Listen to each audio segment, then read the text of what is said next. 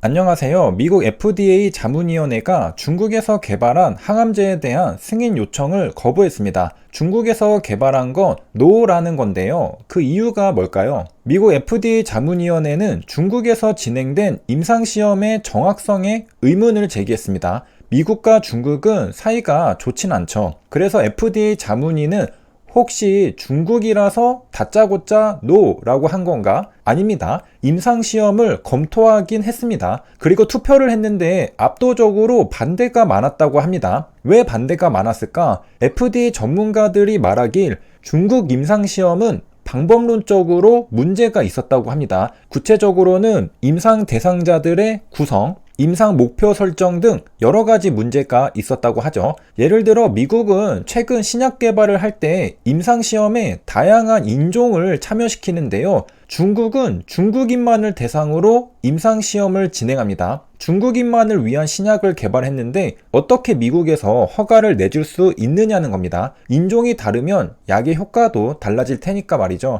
따라서 여러 가지 이유로 FDA 자문위원회는 중국 제약사가 진행한 임상시험 자체를 과학적으로 신뢰할 수 없다고 합니다. 그야말로 총체적 난국인 거죠. 해당 약물은 글로벌 제약사 일라이 릴리가 중국에서 개발한 항암제 신틸리맵입니다. 미국 제약사가 개발했지만 중국에서 임상시험했기 때문에 승인을 거부한 겁니다. 물론 신틸리맵은 현재 중국에서는 시판 중입니다. 그리고 미국 제약사들이 개발한 항암제보다 최소 40% 이상 저렴한 것으로 알려졌습니다. 이 부분이 HIV 리보세라닉과 비슷하다고 여겨지는 부분입니다. 따라서 현재 HIV 주주님들 간에 많이 이야기되고 있죠. 정리하면 다음과 같습니다. 신틸리맵과 아파티닙은 모두 개발사가 미국 제약사입니다. 따라서 FDA 시판 승인을 준비했습니다. 사업을 중국에서 하는 게 아니라 미국에서도 하려고 말이죠. 그리고 신틸리맵과 아파티닙 모두 중국에서 현재 시판 중입니다. 그런데 FDA 자문위원회는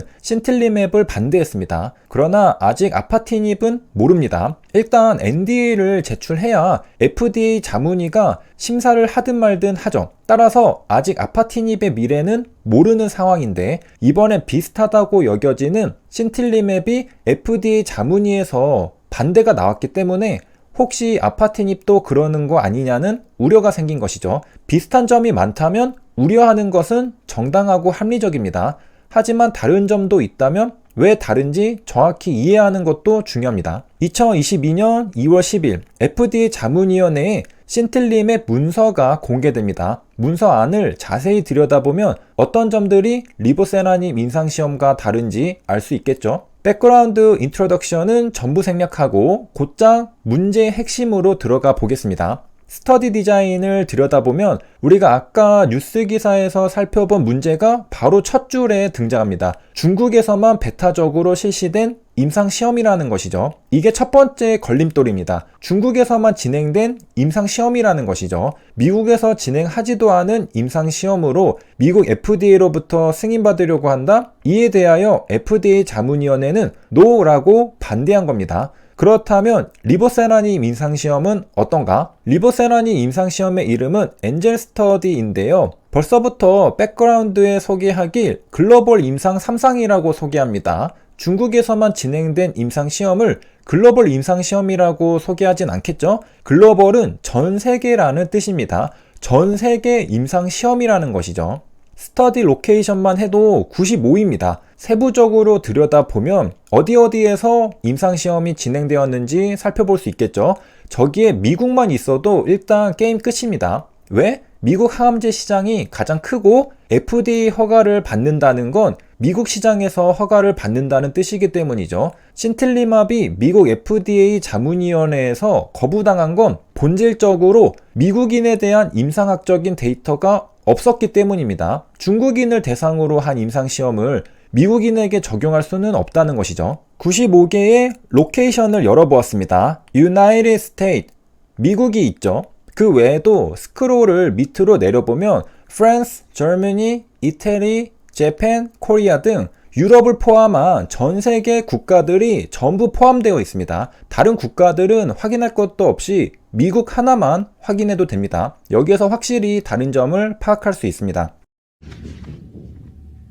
여기까지 차이점 하나를 정리해 표에 넣겠습니다. 임상시험이 진행된 국가를 살펴보고 왔는데요. 신텔리맵은 온리 중국입니다. 하지만 리보세라닙은 미국, 프랑스, 독일 등 전 세계 글로벌 국가들에서 임상시험이 실시되었습니다. 그러니까 FDA 자문위원회가 신틸리맵은 중국 임상시험이라서 NO라고 반대할 수는 있지만 리보세라닙이 중국 임상시험이라서 NO라고 반대할 수는 없다는 것입니다. 미국과 유럽에서도 임상시험을 했기 때문이죠. 하지만 물론 다른 이유로 NO라고 할 가능성은 아직 남아 있습니다. 여러 가지가 있겠죠. 예를 들어 PFS가 뛰어나도 역시 OS가 통계적 유의성을 확보해야 한다 등이죠. 적어도 중국 임상시험을 이유로 NO라고 말할 수는 없다는 겁니다. 신약 허가를 받기 위해서는 결국 임상시험 디자인이 잘 이루어져야 합니다. 신틸리맙은 중국에서 진행된 임상시험이라는 이유 말고도 여러 가지 임상시험 디자인에서 문제가 있었다고 하죠. 그렇다면 좋은 임상시험이란 무엇일까? 고맙게도 2008년에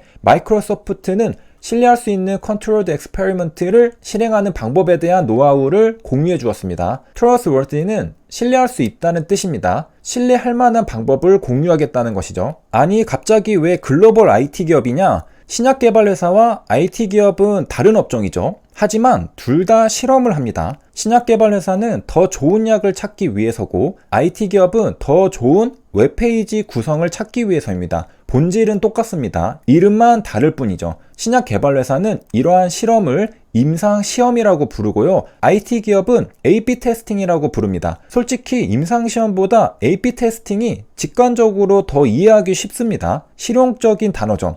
A와 B로 나눈다는 개념이 단어 자체에 내포되어 있기 때문입니다. 임상시험에서는 실험군과 대조군으로 구분한다고 어렵게 말하죠. A/B 테스팅에서는 단순히 A와 B로 나눈다고 말합니다. 자료 화면을 보면 A보다 B에서 어떤 수치가 증가했습니다. 이 수치에는 예를 들어 CTR 등이 있습니다. 노출된 광고를 보고 얼마나 더 많이 클릭했느냐는 의미죠. A/B 테스팅은 A와 B로 나누는 것이죠. 따라서 그 의미를 담아 스플릿 테스팅이라고도 부릅니다.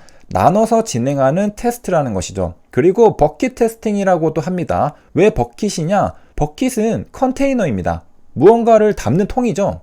웹페이지를 방문하는 유저를 각각 A 버킷에 담고 B 버킷에 담는다는 뜻입니다. 각각 구별된 통에 담고 데이터를 분석해보는 실험이라는 뜻에서 버킷 테스팅이라고 합니다. 예를 들어 웹사이트는 두 개의 페이지로 구성되어 있습니다. A와 B죠. 웹사이트 URL을 클릭한 유저는 그 즉시 저 두 개의 페이지 중 한 곳을 방문하게 됩니다. A 페이지를 방문하는 유저도 있을 테고 아니면 B 페이지를 방문하는 유저도 있을 겁니다. 바로 버킷에 담기는 것이죠. 그러면 그곳에서 유저의 행동에 대한 데이터가 측정되고 이후 실험 결과가 나오게 됩니다. 이렇게 A/B 테스팅에 대해서 소개를 해보았는데 실험을 한다는 게 확실히 무엇을 한다는 건지 감이 잘 오죠? 이렇듯 신뢰할 만한 실험은 두 개의 그룹으로 나눈다는 걸 알 수 있습니다. 그렇다면 중요한 건 뭘까요? 바로 잘 나눠야 한다는 것입니다. A그룹과 B그룹 간에 차이가 없게 랜덤하게 잘 나눠야 한다는 것이죠. 그래야 비교해 볼 수 있죠.